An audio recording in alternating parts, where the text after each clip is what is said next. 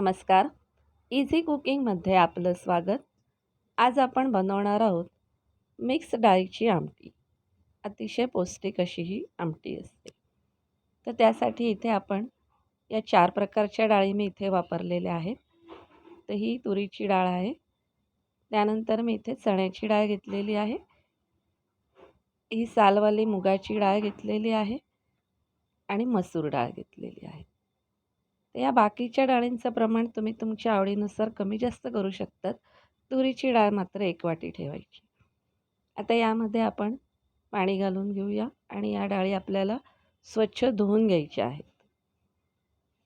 तर इथे मी या 2-3 पाण्याने ही डाळ स्वच्छ धुवून घेतलेली आहेत. आता आपण त्यामध्ये पाणी घालूया. जवळजवळ 1 ग्लास पाणी आपल्याला इथे लागेल डाळ शिजण्यासाठी.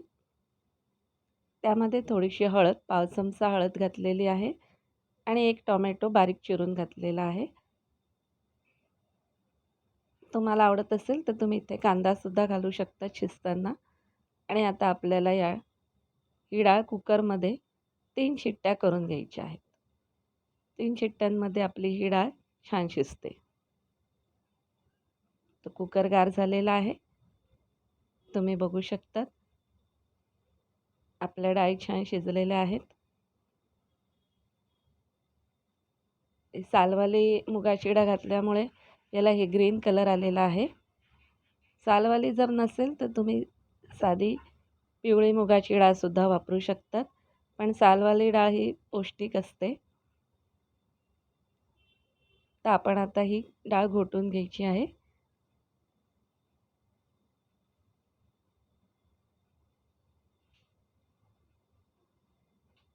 थोडंसं पाणी घालूया. अगदी झटपट होणारी अशी ही आमटी आहे.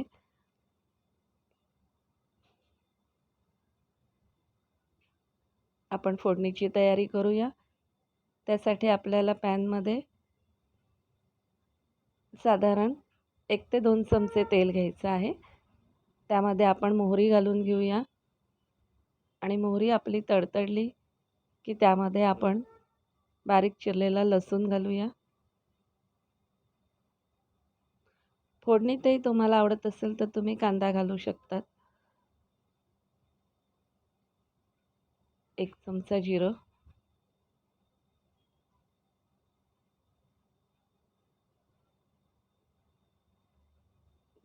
लसूण आपल्याला परतून घ्यायचा आहे.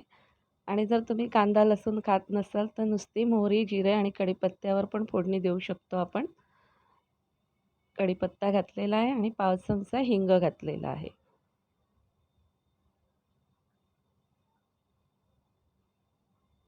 लाल मिरची पावडर आणि आता आपण ही डाळ घालून घेऊया त्यामध्ये, घोटलेली डाळ.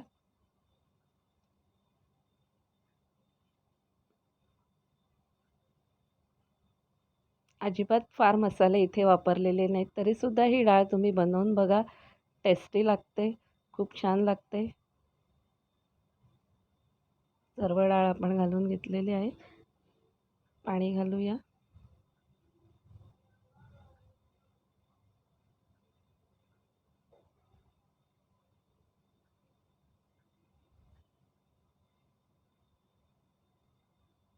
आणि आता त्यामध्ये आपण चवीनुसार मीठ घालून घेऊया.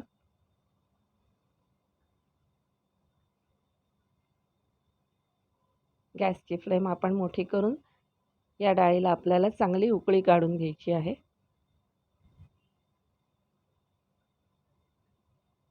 कोथिंबीर घालून घेऊया. गरम गरम अशी आपली ही हेल्दी रेसिपी तयार आहे. तर तुम्ही या पद्धतीने ही रेसिपी नक्की ट्राय करून बघा. आणि तुम्हाला जर ही रेसिपी आवडली तर लाईक करा. तुम्ही जर अजून माझ्या चॅनलला सबस्क्राईब केलं नसेल तर सबस्क्राईब जरूर करा.